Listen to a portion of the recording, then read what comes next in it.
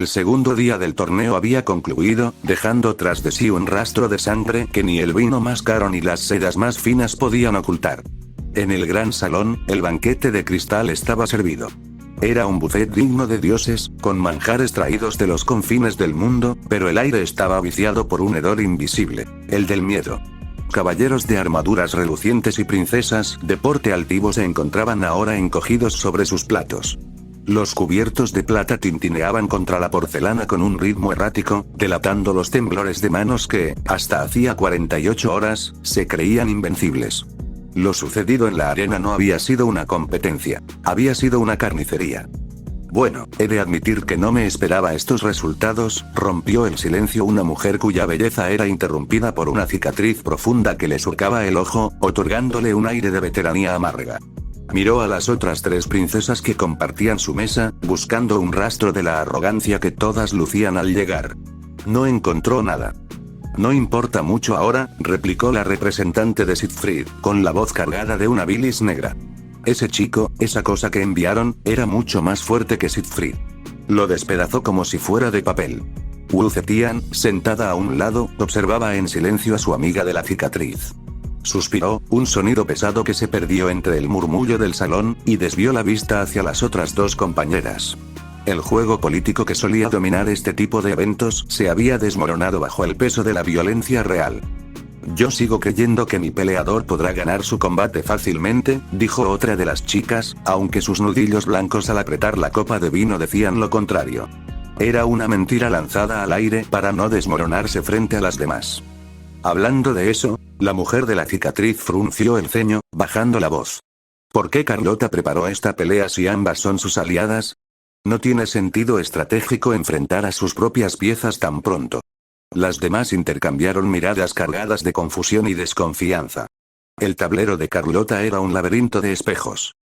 No lo sé, contestó una joven de cabello blanco, bebiendo con una parsimonia antinatural, como si intentara anestesiarse. Sabemos que su intención es simplemente unir bajo su control todos nuestros reinos, quizá este caos es parte del proceso de Doma. O quizá, teorizó la última de ellas, una muchacha de cabello rubio que ajustó sus gafas con nerviosismo, está planeando mantener a un peleador descansado para las rondas finales, eliminando la competencia interna ahora mismo.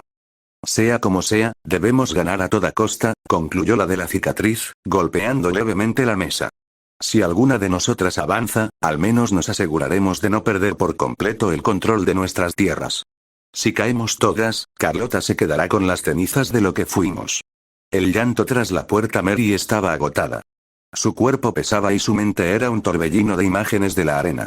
Goyo no se había presentado al banquete, una ausencia que la inquietaba más de lo que quería admitir. Decidió retirarse temprano, con la esperanza de encontrarlo en sus aposentos o, al menos, encontrar un momento de paz lejos de las miradas de lástima y sospecha. Fue entonces cuando lo escuchó. Un sollozo desgarrador que cortaba el silencio del pasillo lateral. Se detuvo en seco. El sonido provenía de una de las habitaciones de invitados, cuya puerta estaba apenas entreabierta. Mary no era dada a la intromisión, pero el dolor en ese llanto no era el de una simple derrota. Era el sonido de un alma rompiéndose en mil pedazos. Se acercó con cautela. A través de la rendija, vio una cabellera castaña frente a un espejo de cuerpo entero.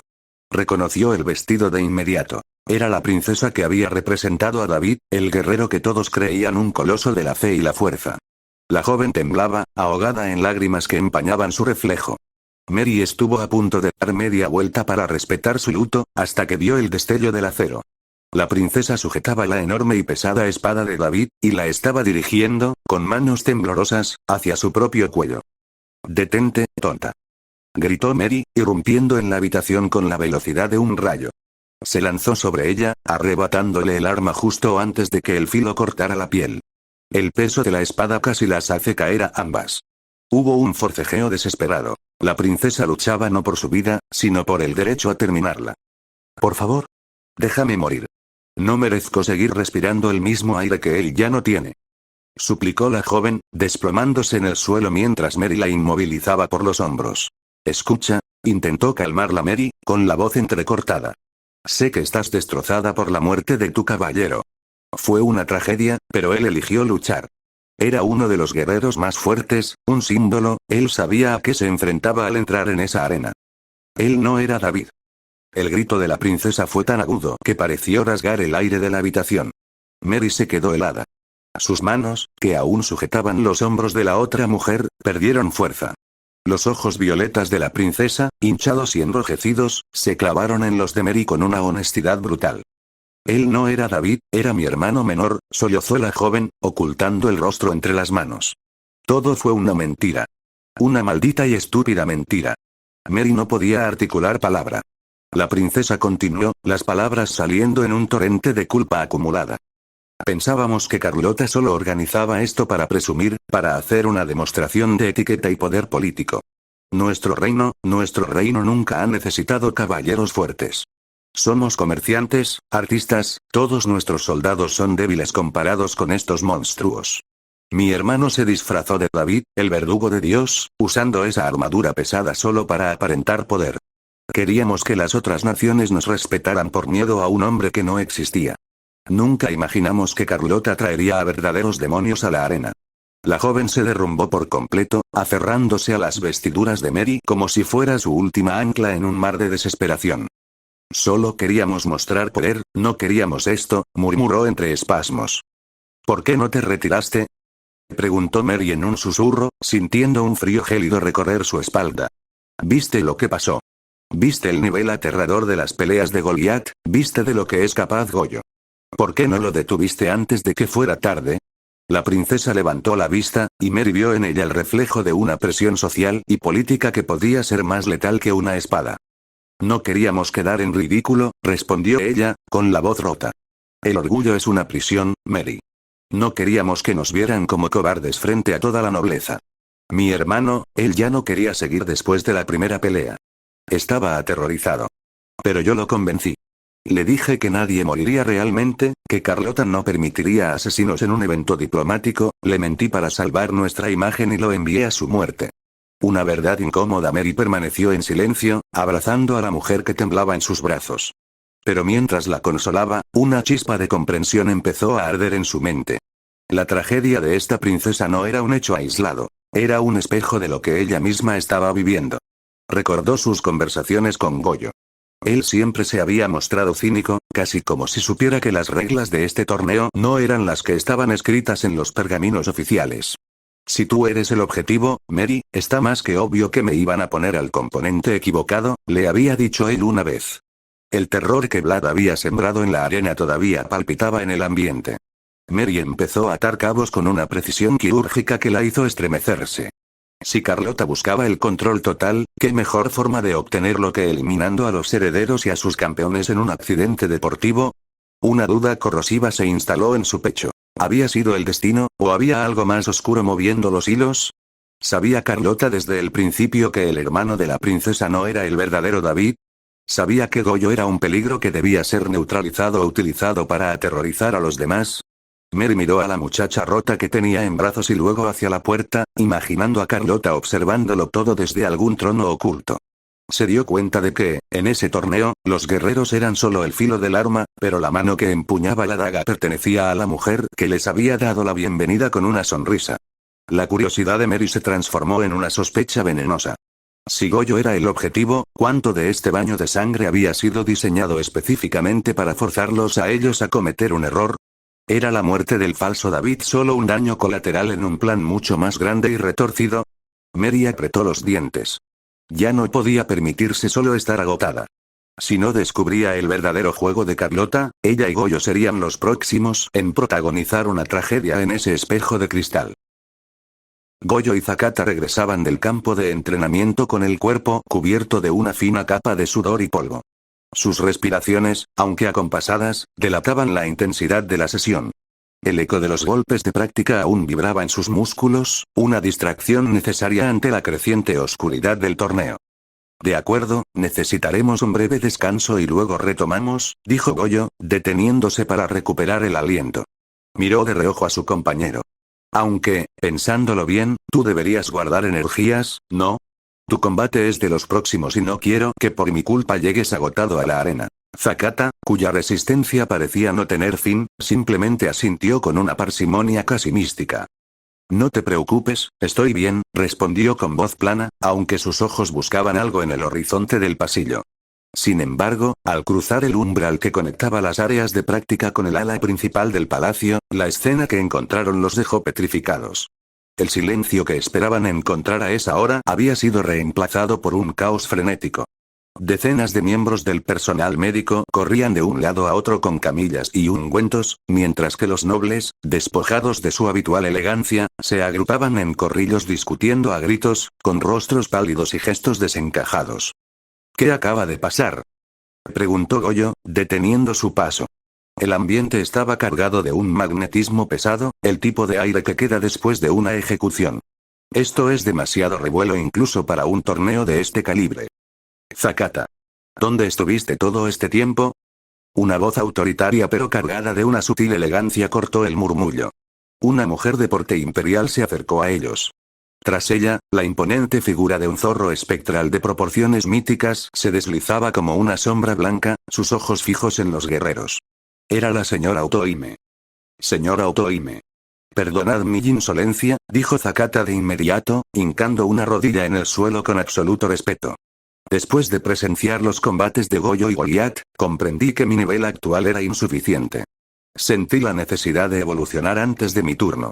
Goyo, al notar la reverencia casi sagrada de su compañero y la imponente presencia de la mujer, decidió no desentonar y realizó una inclinación respetuosa, aunque menos formal. Señora, intervino Goyo. ¿Podría decirnos qué ha ocurrido? Como bien dijo su caballero, estábamos aislados entrenando y el palacio parece haber descendido al mismo infierno. Otohime permaneció en silencio un momento, acariciando con suavidad las orejas de su zorro guardián. Su mirada era gélida, analizando a Goyo como si intentara decidir si valía la pena informarle o si ya era un hombre muerto caminando. Me alegro de que hayan decidido entrenar, porque lo van a necesitar más que nunca, sentenció ella, haciendo un gesto para que Zakata se pusiera de pie. El tablero ha cambiado. 2 de los competidores más renombrados han muerto. El aire pareció abandonar los pulmones de Goyo. David el verdugo y Tupac el revolucionario, ambos perecieron en sus respectivos encuentros contra Vlad y Morrigan, continuó la mujer, su voz sin rastro de emoción. Tanto Goyo como Zakata abrieron los ojos de par en par. La noticia no era solo un golpe a la competencia, era una declaración de guerra.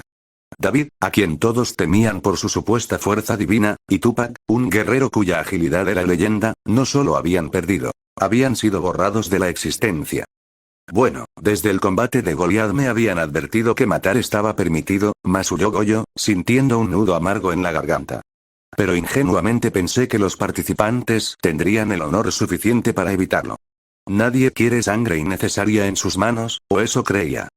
El honor es un lujo que los monstruos no se permiten, replicó Otohime con dureza. Y en este bloque, Goyo, te han encerrado con oponentes que no dudarán un segundo en arrancarte el corazón si eso les asegura la victoria. Zakata, siempre analítico, dio un paso al frente, ignorando el cansancio de sus músculos. ¿Podría describirnos qué fue lo que pasó, mi señora? Necesitamos entender a qué fuerza nos enfrentamos. Matar a guerreros de ese nivel no es algo que se logre solo con fuerza bruta. Otohime suspiró, y por un instante, su máscara de frialdad flaqueó. En el combate de Vlad, ni siquiera los jueces están seguros de lo que vieron, comenzó a relatar. En un momento, el verdugo se alzó con su espada para asestar un golpe definitivo. Al siguiente, un gigantesco árbol de espinas brotó del suelo con una velocidad sobrenatural. Antes de que alguien pudiera reaccionar, David estaba empalado en las alturas, su sangre regando las raíces. No hubo lucha, solo una ejecución instantánea. Hizo una pausa antes de continuar con la siguiente pesadilla. Morrigan, por otro lado, es una aberración de la naturaleza. Posee un don físico que le permite transmutar su propia materia en oscuridad pura. Es intangible y letal a la vez. Porta un arma santa y un arma maldita en perfecta sincronía, diría que, hasta el momento, es la competidora más peligrosa de todo el torneo. Su combate contra Tupac no fue una pelea, fue una cacería en las sombras. Otohime comenzó a caminar hacia sus aposentos, haciendo una señal a Zakata para que la siguiera. Entrenar está bien, pero no se atrevan a perderse los siguientes combates. Necesitan observar, estudiar cada gesto y cada debilidad. Si entran a esa arena basándose solo en su instinto, saldrán de ella en una bolsa de tela.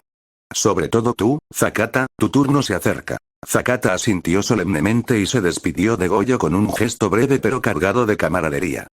Nos vemos luego, compañero. Mantente alerta. Goyo se quedó solo en medio del bullicio de médicos y nobles. Las palabras de Otoime resonaban en su cabeza como campanas de funeral. Miró sus manos, aún manchadas con la ceniza del entrenamiento, y comprendió la gravedad de su situación. Ya no era un simple torneo de exhibición ni una estratagema política de Carlota. Su vida estaba sobre la mesa, y el precio de la entrada había sido la sangre de hombres que se creían héroes. Si quería volver a ver a Mary, si quería salir de ese palacio maldito, tendría que dejar de ser un competidor y convertirse en algo mucho más letal. El tiempo de las advertencias se había terminado. Ahora, era matar o morir. La cena del segundo día no guardaba ni rastro de la alegría festiva de la inauguración. El salón, aunque iluminado por miles de velas, se sentía gélido. El tintineo de los cubiertos era el único sonido que llenaba el vacío dejado por los guerreros que ya no volverían a sentarse a la mesa. Nadie tenía ganas de celebrar. La realidad de que este torneo era una sentencia de muerte finalmente se había asentado en el estómago de los invitados. Cada competidor era una isla de tensión. En un rincón, Goliat permanecía estático, una mole de músculos y cicatrices que no probaba bocado. Se mantenía erguido al lado de su pequeña princesa, protegiéndola con su sola presencia, como si el resto del mundo no fuera más que ruido insignificante. Para él, solo existía su deber. Cerca de allí, la atmósfera se volvía pesada. Vlad cortaba un filete de carne casi cruda con una precisión quirúrgica, masticando con una calma que resultaba insultante para los que aún lloraban a los caídos. A pocos metros, Morrigan ofrecía un contraste desconcertante. En un momento tomaba el té con la elegancia refinada de una duquesa, y al siguiente, comenzaba a devorar un pavo gigante con una ferocidad primitiva, como si necesitara combustible para la oscuridad que habitaba en su interior. Kuchulain, ajeno al hambre, se dedicaba a lo único que le proporcionaba paz: la guerra. Sobre una mesa lateral, tenía desplegado un arsenal impresionante. Limpiaba y aceitaba lanzas, espadas, mosquetes, hachas y martillos de guerra. Sus manos se movían con la memoria muscular de 1000 batallas, preparándose para cualquier escenario posible. Goyo también intentaba comer. Tenía varios tazones frente a él, pero su ritmo era lento, casi mecánico. Sus pensamientos volaban hacia Mary y hacia las advertencias de Otoime. Anastasia estaba a su lado, y aunque ambos compartían un silencio tranquilo, la sombra de los próximos combates nublaba cualquier intento de conversación. Fue entonces cuando una presencia pequeña pero imponente rompió su ensimismamiento. Era una joven que no aparentaba más de 16 años. Su largo cabello blanco estaba recogido en una trenza que, de forma curiosa, terminaba en una punta escamosa similar a una cola de dragón. Vestía una armadura de samurái blanca, decorada con delicados pétalos de sakura pintados sobre la pechera. Lo que más resaltaba era su casco, adornado con 2 pequeños cuernos que le daban un aire místico y feroz. Se detuvo frente a Goyo y lo observó con unos ojos que guardaban una sabiduría impropia de su edad. «Eres fuerte», dijo ella, con una voz clara y cortante. «Pero yo soy más fuerte que tú». Goyo parpadeó, procesando la declaración. Miró a la pequeña guerrera de arriba abajo, confundido por su tamaño y su repentina arrogancia. «Vale», murmuró Goyo, mirando alrededor con ironía. «¿A alguien se le ha perdido una niña?» La joven no respondió con palabras. Solo entrecerró los ojos, visiblemente irritada por el comentario, mientras una mano enguantada acariciaba el mango de su arma. Antes de que la tensión escalara, una carcajada sonora y vibrante retumbó en el salón. «Vaya. Me encanta la arrogancia de esa criatura. Espero que esa lanza suya sea tan potente como dice su lengua». El hombre que se acercaba era la viva imagen de la gloria antigua. De cabello rubio y porte atlético, vestía una toga ismariense que dejaba ver un escudo de bronce y una espada corta de factura perfecta. Su sola presencia irradiaba un carisma arrollador y peligroso. Goyo volvió a mirar a la niña, y esta vez sintió una punzada de preocupación. Se notaba a leguas que ella también era una concursante, una pieza más en este juego de carnicería.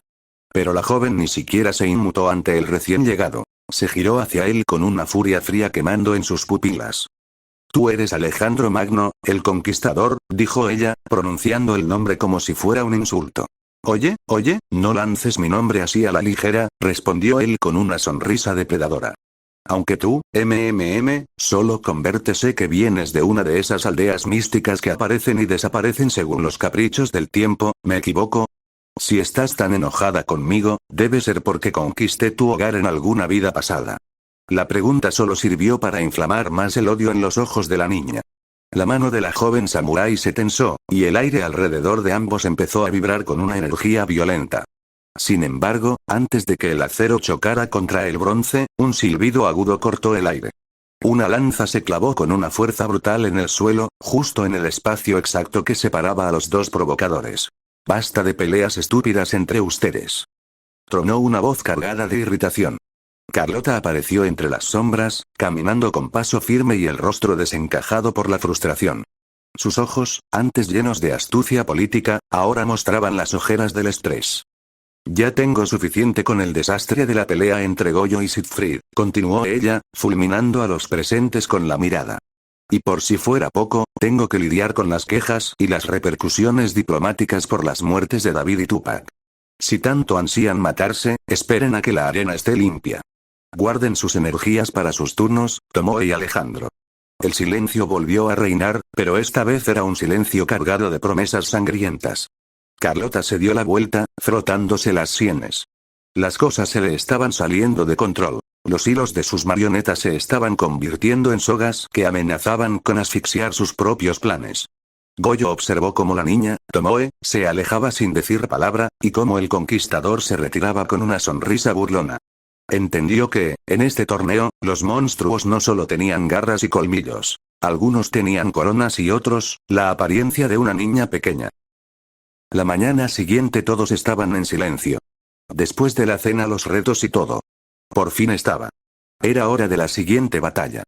Bien, dijo Mutsu la presentadora. Ahora tenía un traje diferente al habitual. Ahora en su lugar tenía un traje más parecido a uno del sol naciente, un kimono y unos adornos en el pelo. Sus coletas habían desaparecido y su pelo completamente gris ahora estaba envuelto en peinado de ese estilo. Bueno, ahora se enfrentarán dos de las princesas, que directamente son amigas de la gran Carlota Sama. Por un lado tenemos a la soberana de las tierras del norte, también conocido como la princesa de las nieves. Van a la flor de la rosa gélida, dijo la presentadora para luego mostrar cómo desde una roca flotante donde se encontraba un pequeño trono hecho de lo que parecía ser hielo, se sentó la mujer. Vestida con seda blanca, cabello rubio, una pequeña tiara que parecía hecha de flores de hielo. Y una mirada de superioridad por completo. Su guerrero será ni más ni menos que uno de los luchadores de la justicia más mencionados de los últimos tiempos. Conocido por haber aniquilado a montones de conquistadores y cultistas. Zumbi dos palmeros. Así se mostró un hombre de pelo largo. Su piel era de color morena. Tenía solo unos pantalones de color café. En su brazo izquierdo se encontraba lo que parecía una prótesis robótica. Pero en su otra mano tenía una lanza que tenía dos serpientes grabadas enredadas entre sí antes de llegar a la punta de la lanza. Entró en el campo de batalla. Por otro lado, tenemos desde el mismo lugar un reino vecino. Tenemos a una mujer orgullosa, cuyo capricho ha sido tan grande que no le he importado para nada el pisotear a miles de nobles solo para cumplir todos sus caprichos. Es conocida como Rina, también conocida como la loba de fuego. Así se ve en otro trono flotante como esa mujer lleva un vestido rojo, cabello rubio en una cola de caballo. Ojos rojos y simplemente mirando interesado mientras agita un pequeño abanico. Por otro lado, peleando por ella está ni más ni menos que uno de los guerreros más poderosos del Shinsengumi. También conocido como el demonio del control. Serizawa Kamo. Así de repente en la arena entró un hombre adulto. Tenía el pelo alborotado de color blanco puntiagudo, que terminaba en puntas moradas. Tenía además una gran katana de color roja y blanco. Su kimono era completamente negro pero tenía los bordes llenos de llamas moradas. Muy bien. El terreno de combate será ni más ni menos que las islas flotantes. Así vas a mostrar el terreno donde hay un montón de islas flotando por todos lados. Debajo hay mucha agua mostrando que era una corriente. Sin nada más que decir, comiencen la pelea. Libertad versus control.